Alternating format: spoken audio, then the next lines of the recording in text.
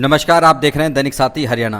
साथियों, कोसली विधानसभा सीट से भाजपा प्रत्याशी अनिल ढहीना के पक्ष में बेरली में आयोजित जन आशीर्वाद रैली में गुरुग्राम सांसद केंद्रीय राज्य मंत्री राव इंद्रजीत सिंह ने कोसली की जनता से 4 सवाल पूछे और कहा कि इन पर मंथन करने के बाद ही 5 अक्टूबर को मतदान करना। इन 4 सवालों में नाम लिए बगैर सीधा हमला पूर्व मुख्यमंत्री भूपेंद्र सिंह हुड्डा पर था। वहीं कोसली में दीपेंद्र हुड्डा की रैली पर तंज कसते हुए कहा कि अनिल के जलसे में 4 गुना लोगों ने पहुंचकर बता दिया है कि अनिल जीत रहा है। कोसली की जनता का आह्वान करते हुए कहा कि अपने पैरों पर कुल्हाड़ी मत मारना। दुश्मनों ने दक्षिण हरियाणा को 40 साल में कमजोर करने का काम किया है। इतना ही नहीं, नाम लिए बगैर पूर्व सीएम खट्टर पर भी तंज कसा और कहा कि वह 5 साल तक कोसली नहीं आए, यहाँ का विकास नहीं हो पाया, इसके लिए मैं जिम्मेदार हूँ। अब की बार सूद के साथ हिसाब कर देंगे। वहीं कहा कि भाजपा का केंद्रीय नेतृत्व अब हमें सुनने लगा है, इसके चलते ही एम्स व नेशनल हाईवे जैसे बड़े प्रोजेक्ट लेकर आए हैं। वहीं मीडिया से रूबरू हुए तो केंद्रीय नेतृत्व द्वारा सुनने के सवाल पर कहा कि इसी का परिणाम है गुरुग्राम, रेवाड़ी, महेंद्रगढ़ व भिवानी में 15 सीट मिली हैं। वहीं रेवाड़ी आ रहे राहुल गांधी के प्रभाव पर कहा कि जो 10 साल में नहीं कर पाए अब क्या करेंगे। वहीं हरियाणा में आम आदमी पार्टी के भविष्य पर कहा कि दिल्ली की अलग बात है, यहाँ पर कोई वर्चस्व नहीं। बता दें कि जिस तरह से कोसली से भाजपा प्रत्याशी अनिल ढहीना द्वारा आयोजित जन आशीर्वाद रैली में भीड़ उमड़ रही थी, बड़े संकेत दे रही है। लोग हैं, इन सब की तरफ से अनिल को क्यों वोट देना चाहिए इसका जिक्र किया। अनिल ने अपनी तरफ से जिक्र किया और आने वाले समय के अंदर किस तरह से ये अपनी राजनीति को ढालेगा उसका विश्वास आप लोगों को दिया। मैं आज आपके बीच के अंदर जब आ रहा था तो मैं सोच रहा था कि ये चौधरी भूपेंद्र सिंह हुड्डा आए थे यहाँ पे कोई 15-20 दिन पहले, तो अखबार में मैंने फोटो देखी कि बहुत सारी पब्लिक, और मैं यूं सोच रहा था कि इतनी पब्लिक अगर हमारे अनिल की मीटिंग में भी आ जाएगी तो हम इलेक्शन सिरे चढ़ा देंगे। लेकिन मेरा अचंभा देखो भैया, हेलो, कि आज से 2 किलोमीटर पीछे से मैं पैदल चल करके आया, कभी जैम लग रहा था।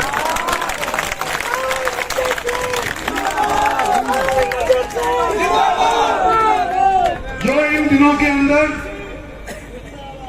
इलेक्शन की वजह से मैं वर्जिश नहीं कर पाया, वो 2 किलोमीटर की वर्जिश ऑटोमेटिकली आज के दिन आप लोगों से करवा दी। और जो दीपेंद्र हुड्डा साहब की रैली के अंदर लोग उपस्थित हुए थे, मैं समझता हूं कि उससे कम से कम 4 गुना लोग आज के दिन यहां उपस्थित हैं। साथियों, मैंने कहा था जब मैं कोसली के अंदर आया था, धन्यवाद करने के लिए आया था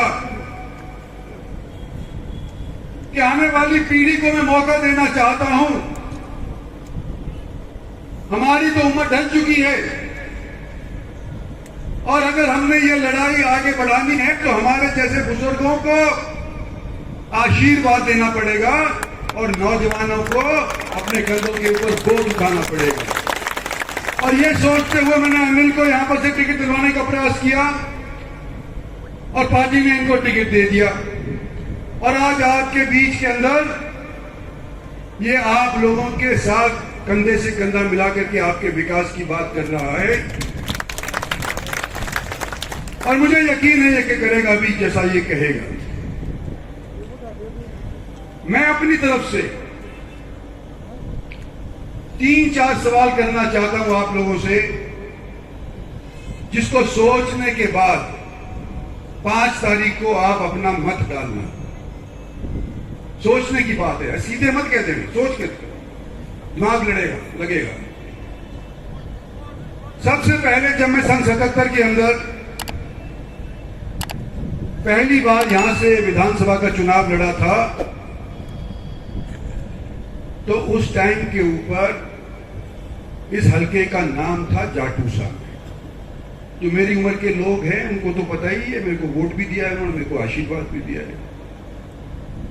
और उस जाटूसाना का हिस्सा एक कनीने हलके का हिस्सा हुआ करता था। कनीने का हिस्सा जाटूसाना में मिला दिया। आज वो अटेली के अंदर जहां से मेरी बेटी लड़ रही है। और साथ साथ ये भी कहना चाहता हूं कि जब आप इलेक्शन के बारे में करेंगे चर्चाएं तो अपने रिश्तेदारों से भी कर लियो जो अटेली के अंदर है, उनको भी मदद करने की। लेकिन वो पुरानी बात होगी क्योंकि मैं उस टाइम जवान था, शायद आप लोगों को याद नहीं होगा। लेकिन यहां की बात करते हैं, कोच की बात करते हैं। सालाबास नाम का हल्का याद है? हमारे गांव की शकुंतला हुआ करती थी, एमएलए हुआ करती थी।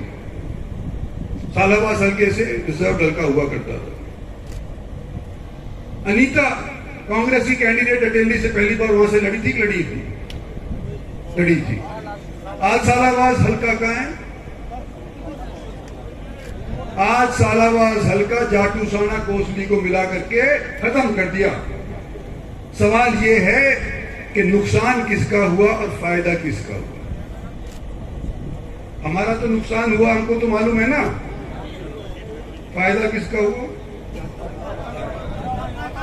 पहला सवाल ये सोच लें, जब वोट डालने की बात होगी, जब सोच लें कि हम अपनी वोट फायदे के लिए अपने लिए डाल रहे हैं, नुकसान के लिए अपने लिए डाल रहे हैं। दूसरा सवाल, आज से कुछ अर्सा पहले जब मैं महेंद्रगढ़ का लोकसभा का सदस्य हुआ करता था तो सरकार ने एक नीति बनाई कि हर एक प्रांत के अंदर एक यूनिवर्सिटी बनाएंगे। भारत सरकार की यूनिवर्सिटी बनाने की एक स्कीम भारत सरकार की तरफ से चली थी। आज वो सेंट्रल यूनिवर्सिटी पाली महेंद्रगढ़ के अंदर स्थापित है। लेकिन जद्दोजहद क्या हुई? याद करो, अर्जुन सिंह उस टाइम के ऊपर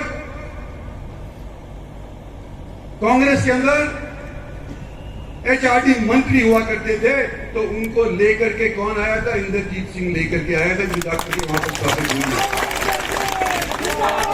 और अगर अर्जुन सिंह मेरे साथ ना आए होते तो ये जहां पर बनी बनाई यूनिवर्सिटी है ना, उसका ही नाम रोहतक सेंट्रल यूनिवर्सिटी रख दिया जाता कि नहीं रखा? तो हमारा नुकसान कौन करवाता? सोच लो। परिसीमन के अंदर हमारा नुकसान किसने करवाया? सोच लो। यूनिवर्सिटी सेंट्रल के अंदर हमारा नुकसान किसने करवाया? सोच लो। सैनिक स्कूल, आज के दिन पाली गोठड़ा के अंदर हरियाणा का दूसरा सैनिक स्कूल है। दूसरा। कई प्रांत हैं जो हमारे से 4 गुना ज्यादा तादाद वाले हैं, एरिया वाले हैं, उनके अंदर तो एक भी सैनिक स्कूल नहीं। और हरियाणा के अंदर 2 सैनिक स्कूल हैं, हो सकता है 3 सैनिक स्कूल भी हो जाए। लेकिन मैं आपको याद दिलाना चाहता हूं, जो जवान सरकारी नौकरी, पेटी की नौकरी करना चाहते हैं, ये क्या झगड़ा मातन हेल के बीच के अंदर और पाली गोठड़ा के बीच में नहीं हुआ था जब मैं मंत्री हुआ करता था डिफेंस का? तो अगर मातन हेल सैनिक स्कूल चला जाता तो नुकसान किसका होता और नफा किसका होता, ये जरा सोचो। ये 3 सवाल तो मैंने आपको दे ही दिए। मैं ये भी कहना चाहता हूं कि एम्स का जिक्र कर रहे थे अभी यहां बच्चे लोग। कौन सा ऐसा प्रांत है जिसके यहां पर 2 all India institute of medical sciences हैं? जम्मू एंड कश्मीर। क्योंकि जम्मू के अंदर और कश्मीर के अंदर देखो आप किस तरह का वातावरण है। कबैली वाले अल्पसंख्यक नहीं चाहते कि जम्मू के अंदर हो, और जम्मू वाले नहीं चाहते कि वैली के अंदर हो, तो 2 वहां पर देने पड़ गए। आंध्र प्रदेश, जहां पर 2 all India institute of medical sciences हैं, एक तेलंगाना को मिल गया और एक आंध्र प्रदेश को मिल गया। क्योंकि प्रांत 2 हो गए। आंध्र प्रदेश का बंटवारा हो गया तो 2 प्रांत हो गए। उसके अलावा कौन सा प्रदेश ऐसा है हमारा और आपका हरियाणा प्रदेश है कि बगल के अंदर तो बादशाह है, यहाँ पर बगल के अंदर इस साइड के ऊपर आपको माजरा है, दोनों जगह के ऊपर। और जो कहा करते थे कि होने नहीं देंगे, होने नहीं देंगे, होने नहीं देंगे, वो नफा किसका चाहते थे और नुकसान किसका करवाना चाहते थे, ये भी सोच लेना। जो यूं कहा करते थे कि किसी सूरत में नहीं होगा, कहीं के भी हो, हमारी किसी पार्टी के भी हो, मैं आज कहना चाह रहा हूं कि 1 साल तक जद्दोजहद चली कि नहीं होने देंगे, ये हो ही नहीं सकता। और करके किसके दिखाया? हमारी पार्टी ने, आपके इस अजीज ने आज के दिन मामला के अंदर यही दिखाया।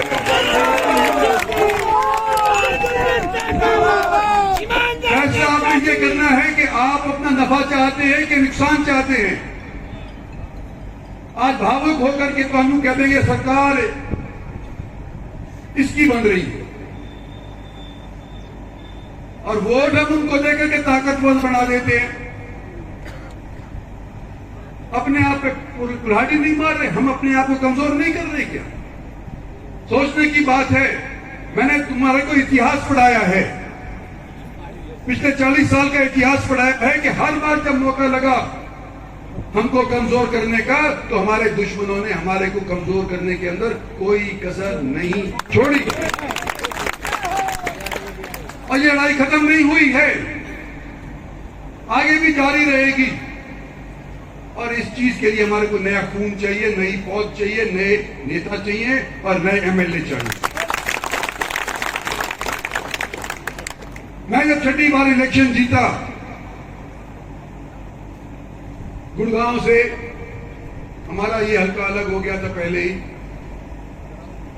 गुड़गांव से जब मैं जीता तो लोग कहने लगे कि भाई 4 लाख तो कम से कम जीतेगा, और घटते घटते आकर के 75,000 रुपये में जाकर के जीता। क्यों? 400 पार का नारा ऐसा लोगों के दिमाग और दिल के अंदर बैठा कि एक वर्ग हमारे से अलग हो। 20% तकरीबन इसकी वोट होती है हर एक हल्के के अंदर, तो 20% एक साइड से दूसरी साइड चले जाए तो क्या फर्क होता है? 40%। 40% फर्क पड़ने की वजह से मैं केवल 75,000 से जीता। और अगर नहीं जीता और जीता तो उसका फर्क किसने डाला? आप जैसे लोगों ने, जो अपने आप दिन रात एक करके परेशानी उतार में रखते हुए घर छोड़ करके मेरे लिए आप लोगों ने रिश्तेदारों के अंदर वोट मांगी। हमारे पुराने साथी जिन्होंने मेरे को यहाँ से शुरुआत के अंदर आशीर्वाद दिया था। मैं रिजर्वेशन के बारे में यूं कहना चाहता हूं, 400 का पार का नाता हमारा हमको नुकसान दे गया, लेकिन आज के दिन ये भी आप मानो कि आज के दिन भारतीय जनता पार्टी रिजर्वेशन के अंदर कोई तब्दीली नहीं करना चाहती। बल्कि जब ये सुप्रीम कोर्ट का फैसला हुआ था कि एससी के अंदर ए और बी करी जाए, तो सबसे पहले किस वर्ग ने हमारा साथ दिया था, किस सरकार ने हमारा साथ दिया था? हमारी भारतीय जनता पार्टी की सरकार ने साथ दिया था।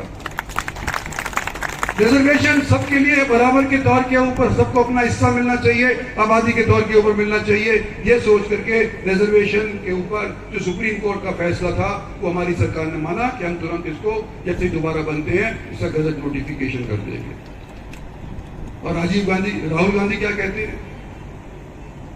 बाहर जाकर के, यहां जाकर के नहीं, यहां नहीं कहते हैं, विदेश में जाकर के यूं कहते हैं कि जब सब हालात ठीक हो जाएंगे, अफरा-तफरी खत्म हो जाएगी, तो हम रिजर्वेशन को भी खत्म कर देंगे। उस पार्टी को जिताना चाहेंगे क्या?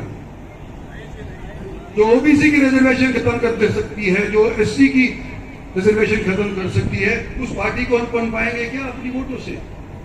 एक बार उनको वोट दे करके अपने आप को तसल्ली कर लेंगे कि भाई हमने तो सरकार बनाने वाली पार्टी को तो वोट दे दी, और 5 साल पछताएंगे। ये मैं आपको कहना चाहता हूं। मैं साथ साथ ये भी कहना चाहता हूं कि हो सकता है कि यहां पर हमारे इस हल्के के अंदर हमारे पार्टी के चीफ मिनिस्टर साहब 5 साल में दर्शन नहीं दिए। उस टाइम के ऊपर जब यहाँ से एमएलए साहब लक्ष्मण सिंह अपने प्रत्याशी थे और पर्चा भर रहे थे, तो उस टाइम तो आए थे, लेकिन उसके बाद 5 साल नदारत। क्यों? मैं समझता हूं कि मेरी वजह से ही नुकसान हुआ है इस हल्के। मैं आज आपको यूं कहना चाहता हूं कि आने वाले 5 समय के अंदर, जो पिछले 5 साल के अंदर इस हल्के के अंदर काम नहीं हुए थे, सूद समेत अगले 5 साल के अंदर यहां पर मैं करवा के दिखाऊंगा। जब मैं पार्टी में आप लोगों के सहयोग से, आपके आशीर्वाद से और सलाह मशवरा से भारतीय जनता पार्टी के अंदर शामिल हुआ था, तो लोग कहा करते थे कि हमने तेरे को कहा जब गया है, लेकिन पार्टी वाले कहते थे कि ये नया है। आज 10 साल के बाद मैं नया नहीं रहा। आज केंद्र के नेतृत्व के अंदर मेरी आज के दिन कुछ ना कुछ तो पैड बनी है, ये तो मानो। नहीं तो ये हाईवे कौन बनवाता, एम्स कौन बनवाता, ये सैनिक स्कूल कौन बनवाता, आपके यहाँ पर ये सारे के सारे मेट्रोस कौन बनवाता। अगर आप लोगों को सोचने की बात है, अगर केंद्र का भी थोड़ा बहुत आशीर्वाद मेरे पेट नहीं होता। सवाल आज के दिन जीत और हार का नहीं है। अगर इन सब सवालों का जवाब आप लोग अपने सोच करके देंगे तो जीत तो निश्चित ही होगी। अगर आपको जरा सा भी, जहां पैदा हुए हो ना, अगर जरा सा भी आपके अंदर गैरत है, तो आप मेरे सवालों का जवाब दे करके इसको सिर्फ 15-20 हजार से नहीं, हो सकता है उसके अव्वल भी वोटों से जिताओगे।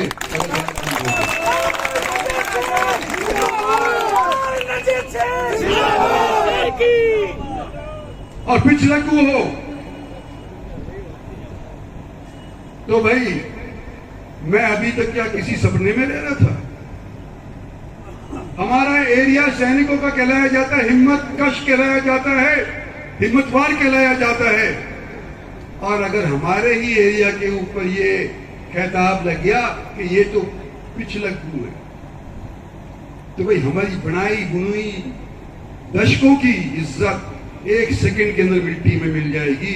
इसको सोच करके अपना फैसला करना, यही आपसे मैं निवेदन करना चाहता हूँ। धन्यवाद। देखो, मेरे को तो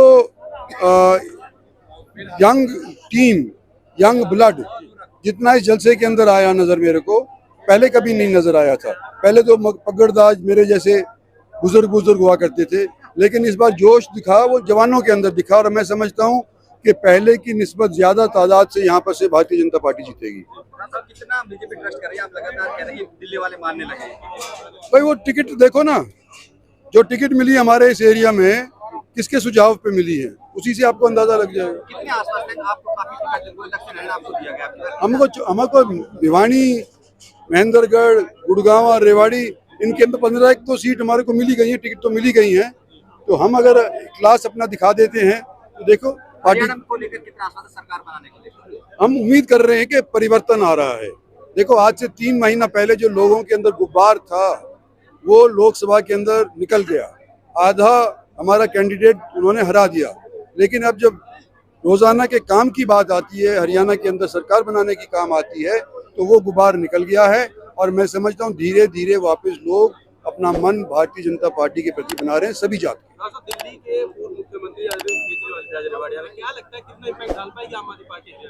नहीं, देखो दिल्ली में तो चलो बात दूसरी है। दिल्ली के अंदर तो ईस्टर्न यूपी के और मतलब उत्तराखंड के और इधर उधर के लोग आए हैं जो उन्होंने मोह लिए हैं, लेकिन हरियाणा के अंदर तो इनका कोई वर्चस्व नहीं है। राहुल गांधी क्या प्रभाव डाल पाएंगे? रोड शो रेवाड़ी करेंगे, तमाम वहां पे भी आपके कितना प्रभाव पड़ता है?